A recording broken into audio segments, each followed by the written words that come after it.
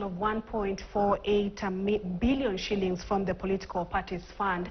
President William Ruto's party, which is the UDA, is expected to get the lion's share of the fund. But how best should this Political Parties Fund be utilized? How, by the parties especially, and what are some of the concerns from leaders in regard to the utilization of this fund by political parties in Kenya? Joining me now in studio live, we do have Robert Basidu, who is the Member of Parliament of Yatta, and Hassan Osman, former nominated Member of Parliament. Gentlemen, thank you so much for making time for us. Thank you. Yes, and it's always, maybe annually, it happens annually that from the national revenue there's amounts allocated to the political parties. So let's talk about this year's allocation. Hassan, is it an increment, for example, from what was allocated last time, or how would you say political parties fund is doing in terms of increasing and taking care of the political parties that we have right here in Kenya? How is the allocation so far? Thank you. The allocation, morning viewers, the allocation normally is done according to the law. Yeah. That is 0.3% of the total budget of our country in that annual year. And the Office of the Registrar of Political Parties gets 3% of the amount that is allocated out of that. But the trend has been the political parties have not been getting the funding, the 0.3%, most of the time. But where we are now is that the amount why that... is it so? And the disbursement is done by Treasury, yeah. And most of the time, like last week, you have seen the CS of Treasury, right, saying that the government has so many other debts that they accumulated 30 billion of the political parties' funds that have been accumulated over the years. The government cannot be able to pay that money. So in the last financial year, 1.47 billion is what has been disbursed to the parties. Yeah. And you can see from the records that UDA got about 345. Yeah. I think you have the records there. Yeah. And other parties. So the parties that have been funded in the last financial year are 48 parties. Mm-hmm. Yeah, out of the 90 fully registered political parties. Yeah. And that came in after the amendment of the 2011 Political Parties Act in 2021, where it is said that if you garner 5% of the total votes in the general election, and you have one elected member, either an MC or even a member of parliament, then you are entitled to receive the percentage of the votes that you have garnered. And those votes are not only for those who have won, even those who lost. So it is calculated. As long as you so long as the votes went into the box. Yeah. Yeah. All right. And what does, Robert, this mean to political parties? Sometimes there's delay, and of course the parties have to operate and function. What does this mean? Because it's required that 3% of the national budget then should go to the political parties. But again, Hassan says that there's always delay. Sometimes that is not even disbursed to the political parties fund. What is the implications? Well, I think first is to correct, because 0.3% of the national government revenue, not the budget. Yes, the national revenue. Well, the revenue is different from the budget. From the budget, right. Yes. Yeah. So ideally, if there are delays, it means some people will lose jobs, and it's actually crippling the party's operations. So that is where the challenge is, Yeah. Yes. Because if you delay in terms of disbursing the money, parties cannot operate. They can't pay salaries, offices cannot be paid. And that is basically crippling the operations. Yes. Yeah. And with the 5% total number of votes, for example, with the new amendments, then it means that more parties are or will be eligible to getting these funds. Let's talk about the criteria. Apart from that requirement, do we have more criteria that the political parties use, or the fund use to allocate to political parties, that apart from 5%, then you also ought to meet these other requirements for you to be eligible for this fund? Well, first, I wanted to make it straight. Yeah. It says at least 5% of the vote in general elections. Yeah. Then in addition to that, at least 1/3 of the office holders are supposed to be women, And then other criteria that are needed and that are stipulated in the Act indicates that 70% of the votes, of course, have to be shared based on the number of votes secured by each political party in the preceding general elections. And other criteria needed are elected leaders from the special interest category. We are talking of people with disabilities. We are talking of minorities, and then administrative expenses, and a number of nominated leaders. So these are some of the criteria that are used to be able to decide which parties qualify for these funds. Right. Yeah. And from the statement that I have, at least I think 45, if I'm not wrong, political parties are set to benefit from this money. Would you say 48? 48. Would you say all these parties meet these criteria? As in, when you look at last year's election, for example, did all these 48 political parties really reach that 5%, at least 5% of the total votes in the general elections, and other requirements that are indicated in this fund? Let me just correct some positions, because we are getting into the issue of political parties fund. Yeah. But in the first place, are you supposed to receive any fund when you are not compliant with the law of this land? The Constitution, the Political Parties Act, the Code of Conduct, and the regulations. And for the benefit of the viewers is that I had gone to court against the ORPP to provide me with the documents. One of the documents I asked for is the total number of registered voters in this, registered political parties in this country, fully registered. I asked for the record of provisionally registered political parties. I asked for also the searches of which have been approved, the names that have been approved for political parties that are supposed to go now to provisional registration and also the full registration. In the total, the records that she gave me is that we have 90 political parties in this country fully registered. We have, the way I said, 23 are provisionally registered, which only in the next 3 months will be fully registered, and then 38. So that makes 151. Absolutely. So that is, out of that 151, out of the 90, the question you asked, 48 qualified on those criteria that Mheshimiwa is saying to be funded in one way or another. And it depends on now the votes that you got at that time. And the amounts vary from one party to the other. The elephant in the room is that we are having a lot of insanity in political parties. And we are finding that there's a lot of negligence from the state organ, that is the office of ORPP, whereby you find anybody today can go look for a name. It's legal to register a political party. But once we follow prudently the law as it is, it will be very difficult for you to register a political party. So we have 151 now. When we reach general election, we near general election, we might have 200 or 250.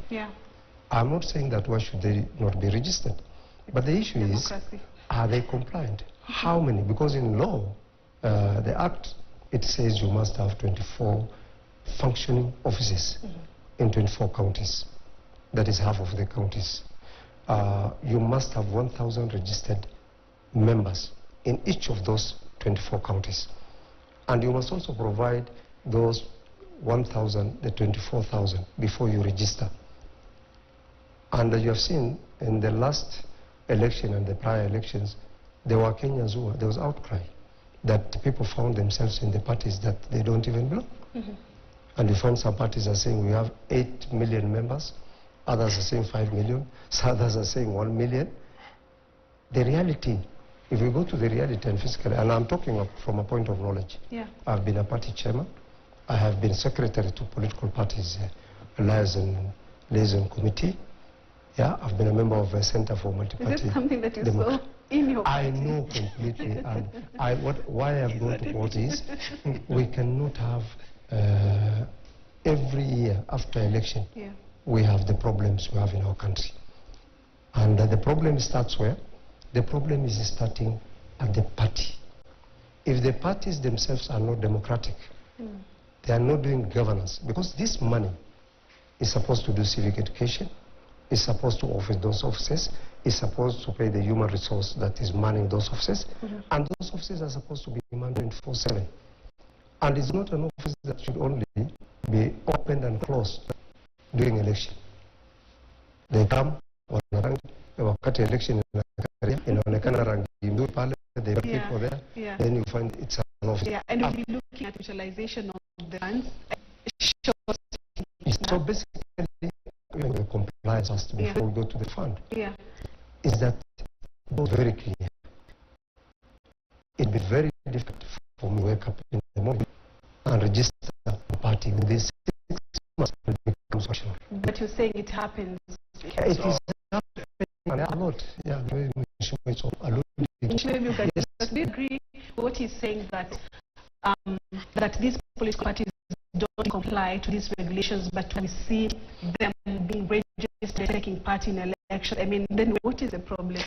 I think the problem is the registered parties, because they're the one who are supposed to make a follow and really scrutinize the parties. Because if you're supposed to have 4 offices, some people from registered parties should actually visit this office physically. In addition to that, for the membership, they verify all the different numbers of people in the parties. They ask them, did you consent to be a member of this particular party?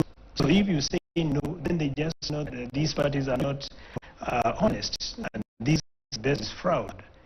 And if you look at now, with those, based on that information, the ball remains with the registered parties, because they are the ones to make sure that all parties comply with the law, and that the minimum requirements of each party registered are adhered to. But if they are just there, they have to offices, they don't verify the list submitted, there is an authentic list that tells you that they are not. So as much as blaming parties, the main blame, the person is basically the registered parties. Because unfortunately, for example, yourself, maybe you don't even know which party, but if you search, you have been placed to a certain party without your consent, you know. This is extremely acceptable, because it's against your will, is against,